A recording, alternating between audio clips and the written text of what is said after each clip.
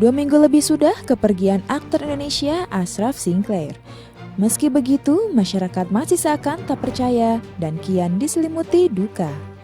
Kematiannya yang begitu tiba-tiba membuat semua orang serasa diingatkan kembali bahwa ajal bisa datang kapan saja. Sehat, sakit, kaya, miskin, cantik, tak menjadi tolak ukur ketika kematian sudah menyapa. Di dalam Al-Quran sendiri telah dijelaskan bahwa tiap-tiap makhluk yang bernyawa pasti akan mati. Namun, seperti apa kematian itu ketika datang? Adakah tanda-tandanya? Dan apa yang akan kita jalani setelah kematian itu datang kepada kita?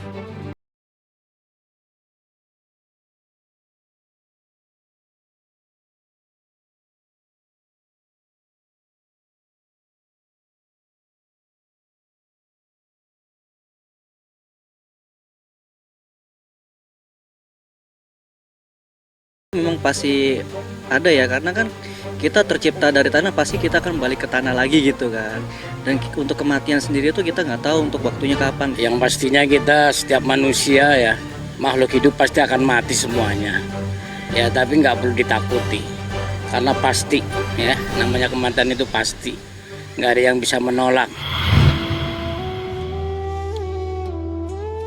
Di mana saja kamu berada, kematian akan mendapatkan kamu. Kendatipun kamu di dalam benteng yang tinggi lagi kokoh. Dan jika mereka memperoleh kebaikan, mereka mengatakan, ini adalah dari sisi Allah. Dan kalau mereka ditimpa sesuatu bencana, mereka mengatakan, ini datangnya dari sisi kamu, Muhammad. Katakanlah, semuanya datang dari sisi Allah. Maka, mengapa orang-orang itu, orang-orang munafik, hampir-hampir tidak memahami pembicaraan sedikit pun? Surat An-Nisa ayat 78.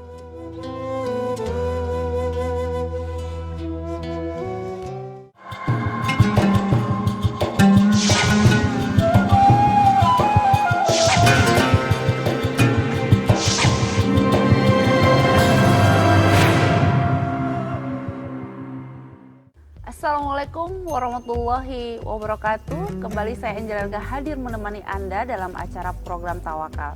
Pada pagi hari ini kita telah kedatangan Ustadz Samsul Ma'arif. Seperti biasa saya sapa dulu Pak Ustadznya. Assalamualaikum Pak Ustadz. Waalaikumsalam warahmatullahi wabarakatuh. Gimana kabar Pak Ustadz? Alhamdulillah Mbak Angel, mudah-mudahan Mbak Angel, seluruh pemirsa di rumah, mudah-mudahan senantiasa sehat walafiat. Amin. Rezekinya banyak, halan, thayyiban, sehat walafiat terutama. Alhamdulillah, makasih. Nah Pak Ustadz, kematian satu kata yang pasti semua orang akan menjalaninya ya Pak Ustadz ya. Nah sebenarnya apa itu kematian tuh Pak Ustadz? Iya, semua orang itu pasti akan merasakan kematian. Iya. Kullu nafsin dha'iqatul maut. Semuanya pasti akan merasakan itu. Hanya saja apa itu kematian? Ini sesuatu yang misteri. Iya. Memang Allah Subhanahu wa taala di dalam Al-Qur'an menyampaikan wa yas'alunaka 'anir ruh qulir ruhu min amri rabbi wa ma utitum minal ilmi illa qalila wa yas'alunaka 'anir ruh. Mereka bertanya tentang apa itu ruh. Qul, katakanlah wahai Muhammad, ar-ruhu min amri rabbi. Ruh itu adalah urusan Tuhan, urusan Allah. Wa ma utitum minal ilmi illa qalila. Tidak kami berikan ilmu tentang itu kecuali hanya sedikit. Oleh karena itu, pengertian kematian banyak sekali yang memberikan definisi. Secara umum misalnya, para pemirsa yang kami hormati, kematian sering diartikan dengan kalimat pisahnya jasad dengan roh.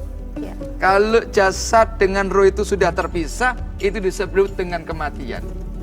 Dalam perspektif ilmu kedokteran, punya pengertian juga. Ya. Misalnya antara lain, salah satunya tidak berfungsinya otak dan tidak berfungsi denyut jantungnya. Iya. Ya itu diantaranya ketika jantungnya tidak berdenyut lagi, Iya.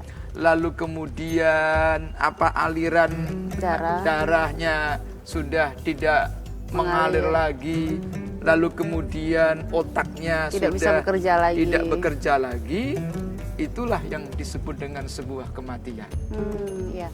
Nah, Pak Ustadz, kematian di dalam Islam ada yang namanya husnul khotimah dan juga su'ul khotimah nih Pak Ustadz. Iya. Apa bedanya Pak Ustadz dan apa ciri-cirinya kalau boleh dijelaskan Pak Ustadz? Ya, sebetulnya kematian itu bagian daripada proses sebuah kehidupan yang panjang. Iya. Kita ini hanya sekedar pindah dari tempat satu ke tempat yang lain. Betul. Nah, oleh karena itu, orang hidup di dunia ini adalah punya tujuan yang jauh ke depan. Salah satunya adalah supaya kita hidup pada alam berikutnya itu merasa senang, merasa bahagia. Iya. Nah, harus kita persiapkan.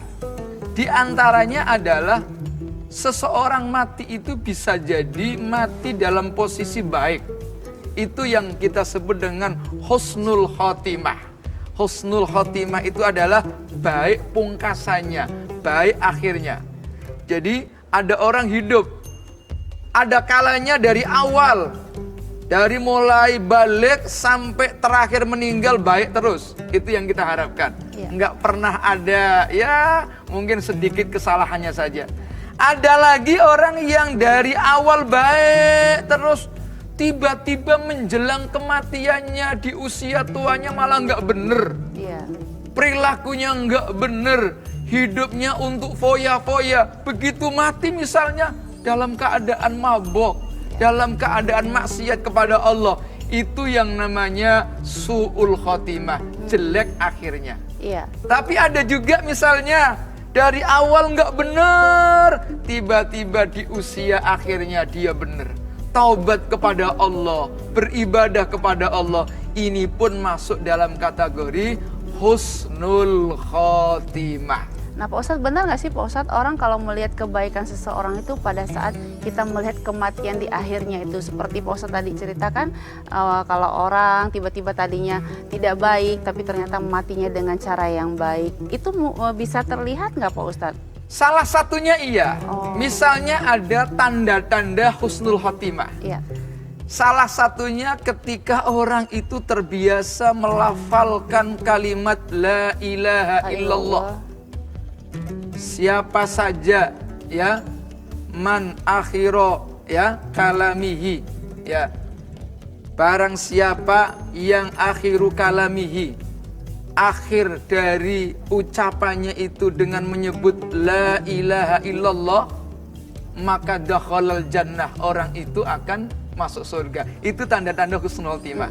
Atau dengan yang lain, misalnya dengan tanda-tanda mengeluarkan keringat, ya itu tanda-tanda secara fisik. Tetapi secara umum orang tidak bisa menilai bahwa itu misalnya ketika meninggal kok mukanya hitam. Iya. Kita tidak bisa menilai bahwa itu su'ul khotimah. Yang penting kita husnudzon. Orang itu hidupnya baik, insya Allah matinya baik. Iya. Nah Pak Ustadz, nih saat ini banyak orang yang sudah memesan liang lahat nih Pak Ustadz, seperti kain kafannya sendiri untuk mempersiapkan kematiannya, Iya. gitu kan?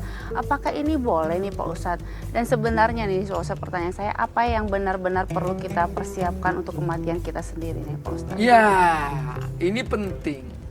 Kadang-kadang para pemirsa yang kami hormati, ada orang jauh-jauh hari, Iya. katakanlah sudah mempersiapkan diri. Mempersiapkan diri itu tidak hanya kain kafan sebetulnya. Iya. Yang harus kita persiapkan adalah amal ibadah kita. Tetapi nggak mengapalah. Betul. Paling tidak ketika kita sejak sekarang sudah pesen mana rumah kita yang akan kita kontrak, mana rumah kita yang akan kita beli, yang akan kita tempati setelah hidup di dunia ini, sejak sekarang sudah kita persiapkan. Itu artinya apa? Paling tidak menjadikan pelajaran. Iya. Karena apa? Sesungguhnya kafa bil mauti wa'idha. Kafa, cukuplah bil mauti dengan sebuah kematian, wa'idha itu menjadi sebuah nasihat yang baik. Siapa tahu orang punya kain kafan, siapa tahu orang yang sudah punya tempat 2 meter, ya, Kuburan. itu bisa mengingatkan, bisa menjadi pelajaran ketika kita hidup di dunia. Oh, saya mau berbuat kayak begini. Ingatlah, itu kain kafanmu, itu tempatmu yang akan kamu tinggal nanti. Iya. Insya Allah kalau kita ingat ke situ, paling tidak ini mau model-model dalam kehidupan itu masih ingat, ya Allah, buat apa kita hidup kayak begini? Foya-foya yang dicari adalah kesenangan duniawi, sementara pada saat yang sama kita akan Kembali tinggal, juga ke situ ya, Pak Ustadz, tempat ya. itu. Ya. Nah, Pak Ustadz, apa tanda-tanda bahwa seseorang telah dekat dengan kematian nih, Pak Ustadz? Ada tadzkirah, peringatan dari orang-orang soleh, para ulama. Ya. Ketika kita sesungguhnya sudah usia balik, itu sudah mulai prihatin sesungguhnya. Apalagi kalau kita ini diberikan kesempatan oleh Allah agak panjangan dikit, Ya. masuk usia 40 tahun, 50 tahun. Itu ulama-ulama terdahulu mengingatkan pertama, kalian semua, para pemirsa kita, Mbak Angel semua, termasuk sahabat-sahabat teman-teman kru. Kalau sudah umur 50 tahun, pertama dikurangilah Ya. bersolek dan yang enggak gitu kan.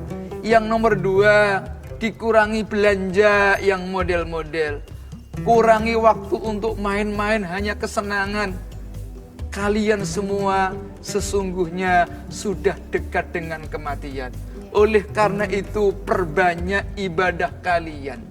Gunakan waktumu betul-betul untuk memperbanyak mendekatkan diri kepada Allah. Pak Ustadz, saya juga pernah baca nih Pak Ustadz ya, ketika dekat dengan kematian nih katanya 40 hari mau meninggal, kita diberi tanda-tanda sakit di kepala nih Pak Ustadz. Sehari sebelum meninggal berdetak di ubun-ubun. Apakah itu benar Pak Ustadz? Iya, bisa jadi. Oh, Ada orang yang melalui proses ada tanda-tanda seperti itu ya. ya.